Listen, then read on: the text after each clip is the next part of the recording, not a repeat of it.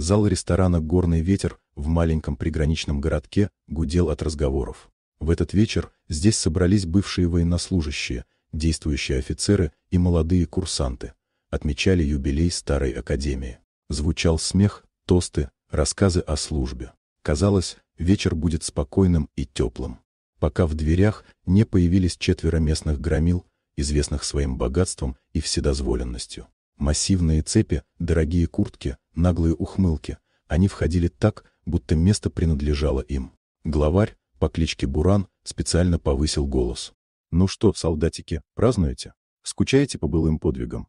Несколько человек напряглись, но конфликтов никто не хотел.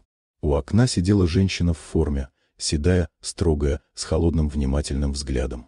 Это была генерал Александра Рейн, одна из тех, кто прошел боевые действия и стал легендой армии. Она пришла по старой памяти, просто посидеть с теми, с кем когда-то делила окопы и пайки. Но спокойствие нарушилось, когда один из бандитов заметил ее. «Гляньте, мужики, генерал в юбке!» — хохотнул он. «Кофейку нам принесешь, милая?» Александра подняла глаза. «Я не обслуживающий персонал», — спокойно сказала она. Буран подошел ближе. «Наливай шампанское, генерал. Или твои звездочки — просто украшения». Несколько офицеров уже хотели вмешаться, но Александра жестом остановила их. Она поднялась и с холодной вежливостью поставила бутылку обратно на стол так, что пена побежала по краю. «Выпей сам, может, мозги прочистит». В зале повисла тишина.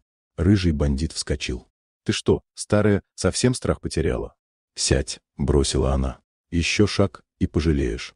Тон был настолько спокойным, что это прозвучало страшнее угрозы.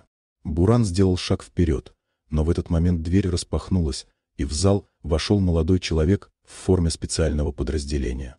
«Генерал Рейн, получили сигнал о нарушении», — отчеканил он. Бандиты замерли. Александра едва заметно кивнула. «Пока все в порядке. Пока». Она снова посмотрела на Бурана. «У тебя есть шанс извиниться и уйти. Это твой последний». Он улыбнулся криво. «Перед тобой? Да ты. Выбирай слова», — перебила она. Он не выбрал. Он попытался схватить ее за плечо, и в следующую секунду оказался на коленях с вывернутой рукой, едва сдерживая крик.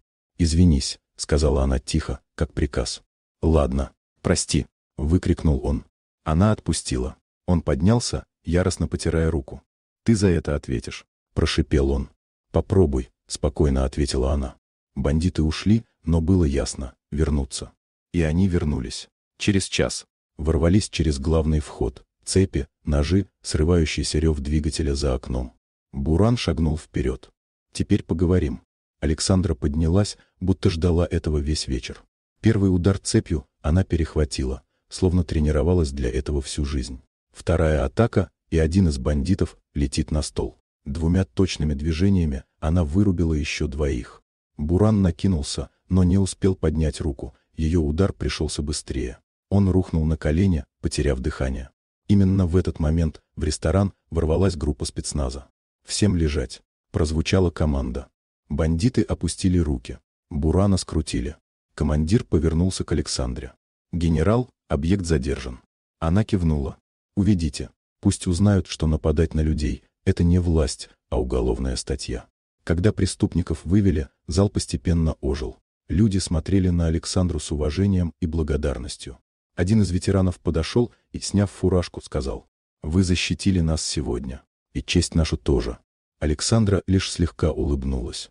Честь защищает тех, кто сам остается честным. Снаружи дождь усиливался. Спецмашины отъезжали. В их синем свете Буран сидел в наручниках, все еще шокированная поражением. Александра смотрела на него спокойно. «Сила не в угрозах», — сказала она тихо, — «и не в оружии. Сила в том, чтобы стоять на правильной стороне». Она поправила форму и медленно вышла в ночь. Ровная, уверенная походка человека, который не потерял честь там, где другие давно ее сдали.